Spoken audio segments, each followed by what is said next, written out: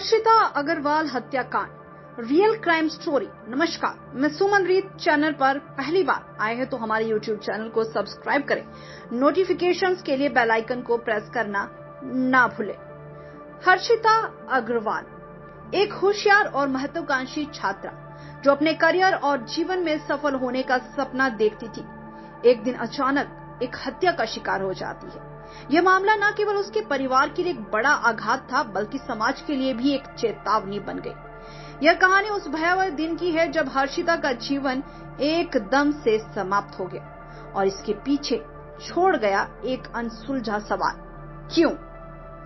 हर्षिता का जन्म और पालन पोषण दिल्ली में हुआ था। वह एक मेहनती छात्रा थी जिसने अपनी शिक्षा में हमेशा अच्छे अंक प्राप्त किए। उसने अपनी स्कूली शिक्षा पूरी करने के बाद एक प्रतिष्ठित कॉलेज में दाखिला लिया, जहां उसने अपनी बुद्धिमत्ता और आत्मविश्वास के बल पर सभी का ध्यान आकर्षित किया। हर्षिता अपने परिवार की प्रिय संतान थी, जो अपनी माता पिता की उम्मीदों को पूरा करने के लिए हमेशा तैयार रहती थी। हर्षिता की हत्या की घटना 2020 में हुई, जब वह अपने कॉलेज से घर लौट रही थी। उस दिन सब कुछ सामान्य लग रहा था, लेकिन किसी को नहीं पता था कि यह सामान्य दिन उसके जीवन का अंतिम दिन साबित होगा। जब हर्षिता अपने कॉलेज से निकली तो उसे एक अनजान व्यक्ति ने पीछा करना शुरू कर दिया। बाद में उस व्यक्ति ने उसे एक सुनसान जगह पर रोककर उसके साथ जबरदस्ती की। हर्षिता के माता पिता ने जब देर शाम तक अपनी बेटी को घर नहीं लौटते देखा तो वे चिंतित हो गए। उन्होंने उसके दोस्तों से संपर्क किया, लेकिन कोई भी उसके बारे में कुछ नहीं जानता था। अतः उन्होंने पुलिस में शिकायत दर्ज कराई। पुलिस ने मामले की गंभीरता को समझते हुए तुरंत जांच शुरू की। हर्षिता का मोबाइल फोन, जो उसके हाथ से गिर गया था, को बरामद किया गया। फोन की जांच में पता चला कि हर्षिता ने कुछ समय पहले एक अज्ञात नंबर से बात की थी, जो मामले की कड़ी बन सकती थी। जांच के दौरान पुलिस ने हर्षिता के दोस्तों और सहपाठियों से पूछताछ की। एक सहपाठी ने बताया कि उसे हर्षिता से कुछ दिन पहले एक अज्ञात नंबर से धमकी भरे संदेश मिले थे। पुलिस ने उस नंबर को ट्रेस किया और पाया कि यह एक स्थानीय व्यक्ति का था, जो पहले से ही कई अपराधों में शामिल था। पुलिस ने संदेह के आधार पर उस व्यक्ति को गिरफ्तार किया, जिसका नाम रोहित था। रोहित ने पहले तो हर्षिता की हत्या से इनकार किया, लेकिन जब पुलिस ने उसके खिलाफ सबूत पेश किए तो उसने अपना अपराध स्वीकार कर लिया।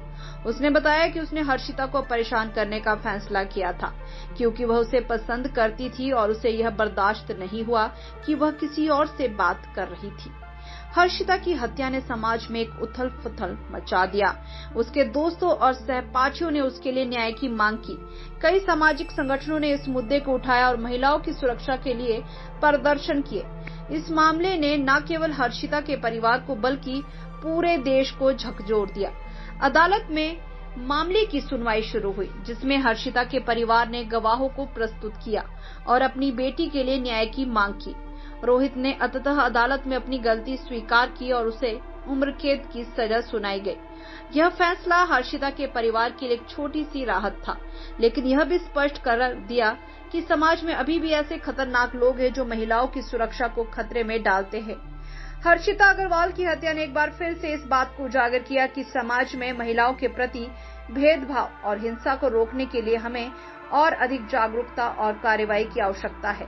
उसकी कहानी एक चेतावनी है कि हमें अपने आसपास के खतरों से सतर्क रहना चाहिए और एक सुरक्षित समाज के लिए मिलकर काम करना चाहिए।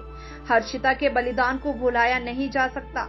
उसकी याद हमेशा हमें यह याद दिलाएगी कि हमें हर महिला की सुरक्षा और सम्मान की रक्षा करनी चाहिए।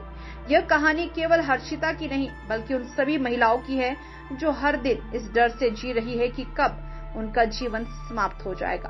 और इसी के साथ ऐसे ही रियल क्राइम स्टोरी देखने के लिए हमारे चैनल को सब्सक्राइब करें और नोटिफिकेशन के लिए बेल आइकन को प्रेस करना ना भूलें। जय हिंद, जय खंड भारत।